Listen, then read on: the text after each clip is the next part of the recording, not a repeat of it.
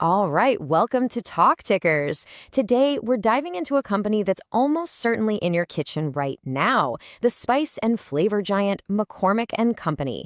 They just dropped their Q4 numbers and, well, let's just say the market's reaction was spicy and not in a good way.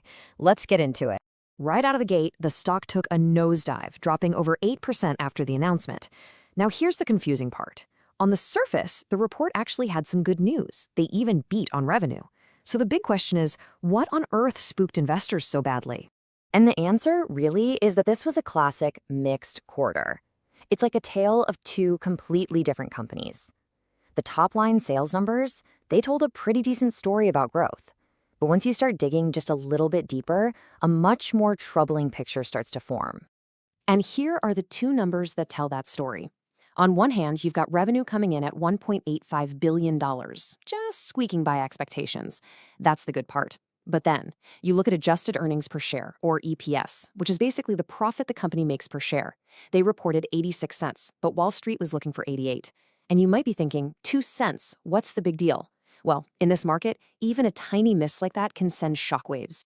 You see, that EPS miss points a giant flashing arrow at the single biggest problem in this whole report, a major squeeze on their profitability. Investors pretty much ignored the good sales number and zoomed right in on the fact that McCormick is simply making less money on every jar of spice it sells. And we don't even have to guess why this is happening. Management was crystal clear on their earnings call. They said they're getting hammered by two things. First, higher than expected inflation on all their raw ingredients, and second, getting hit with more tariff costs than they'd planned for. And this chart shows you exactly what that pain looks like. Their adjusted gross margin, a really key measure of how profitable they are, fell from 40.2% last year all the way down to 39%. That's a drop of 1.2 percentage points, or what we call 120 basis points. For a company the size of McCormick, trust me, that is a massive hit to their bottom line. And what's really got investors worried is that management is signaling that this isn't just a blip. These problems are sticking around. They're telling us to expect another $50 million in tariff hits, continued inflation, and even higher internal costs.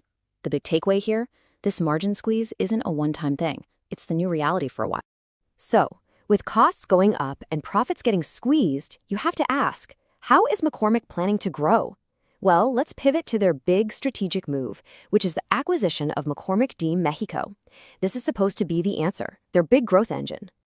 And wow, on the surface, this looks incredible. Thanks to this deal, they're guiding for a massive 13 to 17% increase in sales for the whole year. I mean, that is a huge number that absolutely jumps off the page. But, and this is a big but, this is where you have to look under the hood.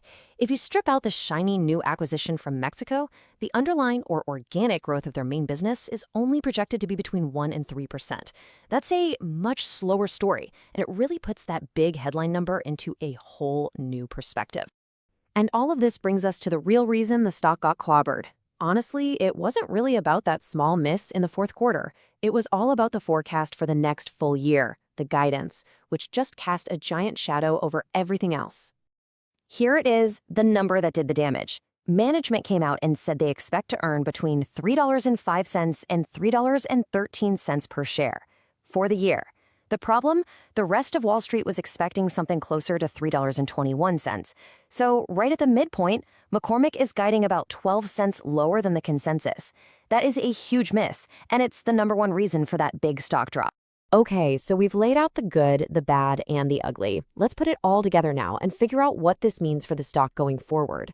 This is our take on what to expect. This is the next call.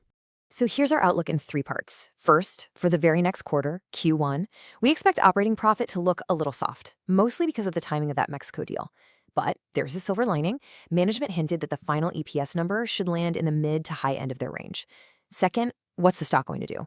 Frankly, we think it's likely to just trade sideways under pressure until the market sees hard proof that those margins are getting better. The street wants to see proof, not just hear promises. And finally, our overall rating rationale is this. That big sales boost from Mexico is great, but it's just being completely canceled out by the serious margin pressure and that weak earnings forecast. So when you weigh the good against the bad, we're landing on a rating of market perform. Basically, we see the stock just tracking along with the broader market. It's kind of stuck in neutral until we see a real clear reason for those profit margins to start expanding again. And as always, just a quick reminder, This analysis is for informational purposes only. It is not financial advice. Please be sure to do your own research before making any investment decisions.